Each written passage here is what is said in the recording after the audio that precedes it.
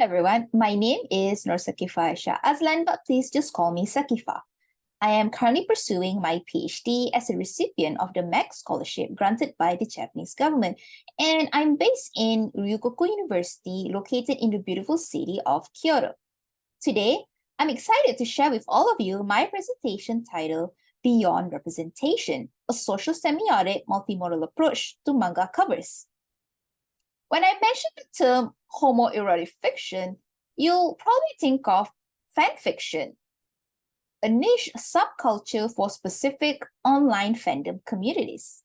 However, what if I told you that in Japan, homoerotic fiction transcends the confines of fan-based creations? It is openly produced by established publishers, readily accessible, and unhidden from the public eye. Allow me to introduce you to a genre of Japanese comics known as boys love manga. Boys love, or BL manga, features romantic, emotional relationships between two male characters. It is primarily produced and consumed by women in Japan. BL manga content spans a wide spectrum, ranging from narratives with dark themes featuring graphic sex scenes to heartwarming non-sexual stories filled with wholesome fluff and romance. That is to say, the allure of BL manga for both creators and readers doesn't solely hinge on its homoerotic elements, but because of the emotional dimension or affect factor and the aesthetic it offers. In terms of aesthetics, one of the most prominent characteristics of BL manga is the presence of the bishonen, or beautiful male characters. In Japan, BL manga is not considered as pornography due to its strong association with women's manga culture.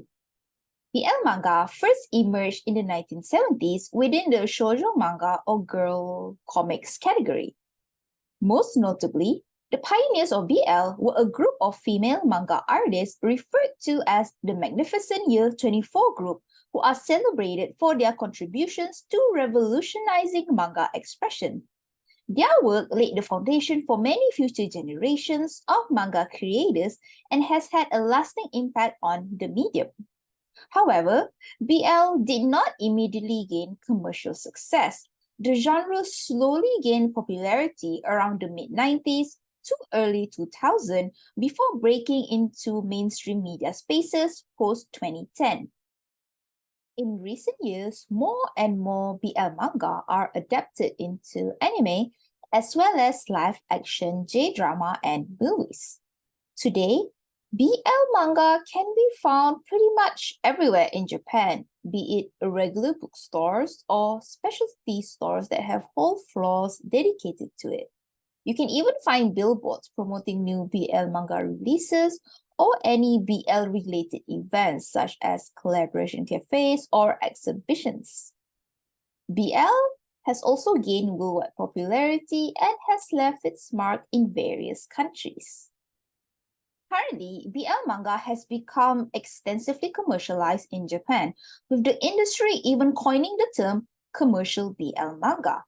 If you take a look at this graph here, you can see that BL manga publication has been steadily increasing over the last 10 years.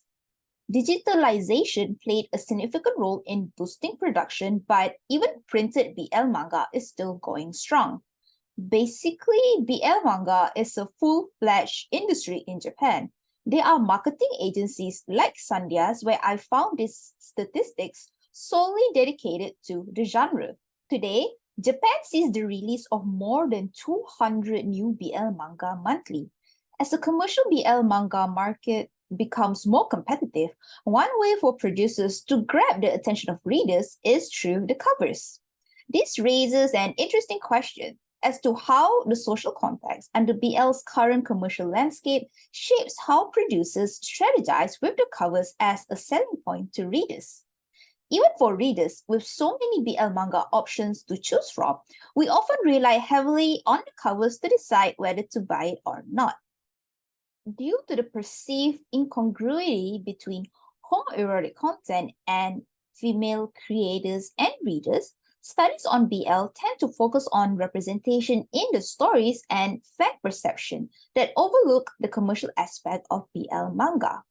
However, the relationship between BL manga covers and the genre's commercialization has been hinted from past research indicating that these covers bridge a sense of community between producers and readers, while simultaneously encapsulating the genre's evolving nuances as it becomes more commercialized.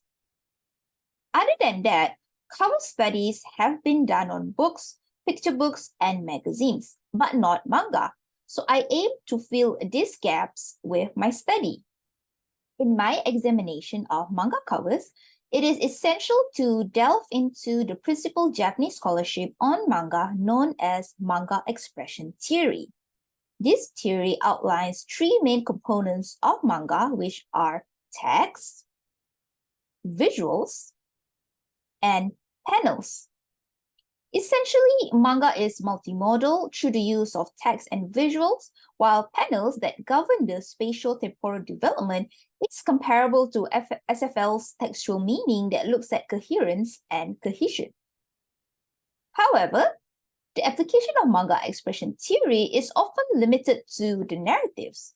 Scholars typically analyze how manga signs are used within the storytelling process, but have yet to explore how these signs are employed on manga covers, which serves a slightly different purpose.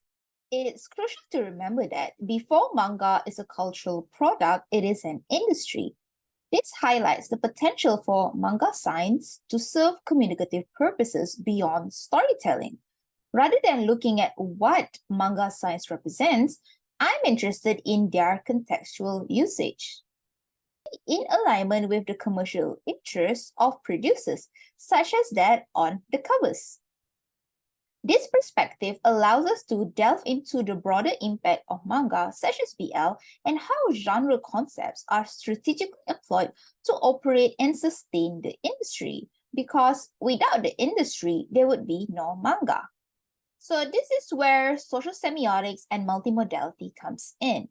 Building from Halliday's systemic functional linguistics and extensions of it to visuals by Kress and Van Leeuwen, it is established that the meaning of modes are interpreted based on how they function in a specific socio-cultural context.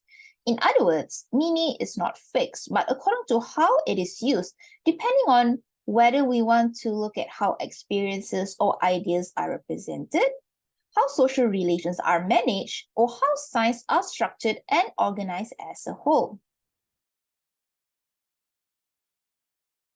Since multimodality acknowledges the use of more than one mode for communication, and social semiotics guide the interpretation of negotiated meaning in context, it provides a comprehensive approach for a better understanding of the semiotic choices made on BL manga covers within the commercial parameters of the genre.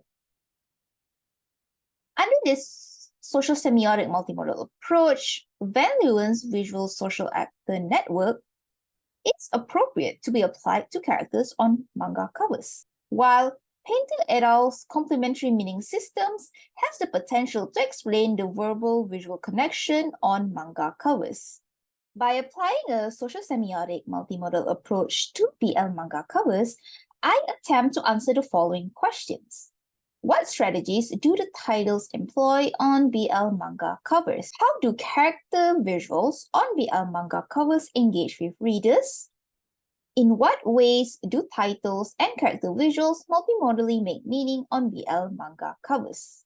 This presentation draws from my ongoing PhD project. It's a mixed method study where, for the quantitative part, I've collected 580 covers from the annual rankings on chillchill.net, which is the most important website for commercial BL manga in Japan. This website is like an information hub for all things BL, from news to reviews. The website has been organizing the Chill Chill BL Awards every year since 2009. The rankings are fan-voted, and also acknowledged by producers since the rankings of BL works are regularly used as accolades for promotions. You would see statements like, this manga was ranked #1 in this or this category of the, for example, 2021 Chiltil BL Award on the manga sleeves or posters. The scope of my dataset is 5 years covering from 2018 to 2022. To substantiate my findings, I also conducted interviews with 9 editors from major Japanese publishers involved with commercial BL manga, and these editors have more than 10 years of experience in the field. Today, I will be sharing preliminary findings from my analysis of the 580 BL manga covers. I selected the title as the primary linguistic mode on BL manga covers due to its vital role in referencing the word. When you talk among friends like, oh, what BL manga are you reading at the moment? Or any interesting BL manga you've read recently? The title is what you'll share. Plus, when you look at the cover, the title gives you a hint about what kind of BL story you'll find inside. Now, when it comes to how BL producers title their works, I've noticed 2 common approaches. Most BL titles are either descriptive, which makes up about 80.4%, or they take the form of a monologue, which accounts for the remaining 19.6%. The character's romantic involvement is central to BL, so the titles reflect the various settings by selectively describing aspects of the story that will pique the interest of readers. One way to do this is by naming. For example, the title Takara-kun to Amagi-kun introduces Takara and Amagi as the 2 characters in the pairing. Not only that, in Japanese, the suffix kun added to names often refers to younger boys. In this way, the title indirectly informs the reader of the high school setting of the story. Next, we go into the specifics of circumstantiation, referring to time and location. As indicated in the title, Nijugoji Akasaka de, the use of 25 hints that it's well past midnight, alluding to a nightlife setting. Akasaka, on the other hand, is an upscale district in Tokyo known as a playground for Tokyo's elite in politics, business, and entertainment. So, this title implies that the 2 characters are rich, possibly crossing paths at an exclusive bar or nightclub. That said, naming and circumstantiation are 2 of the many ways that descriptive titles select aspects of the BL stories to emphasize to readers in an attempt to appeal to the different preferences. And when describing something BL related in the titles, it doesn't have to be literal most of the time because BL readers would be able to get the nuanced references made. Monologue titles, on the other hand, use character voices to convey their inner thoughts and feelings concerning the relationships explored within BL stories. For instance, in the title, Osanajimi ja gaman dekinai, readers are introduced to the character who has deep feelings for their childhood friend. This monologue title encapsulates how the character will probably confess his feelings and the emotional journey that comes with it. Meanwhile, the title, Yume nara dokomade yurusaremasu ka, comes in the form of a question, which makes it very interactional.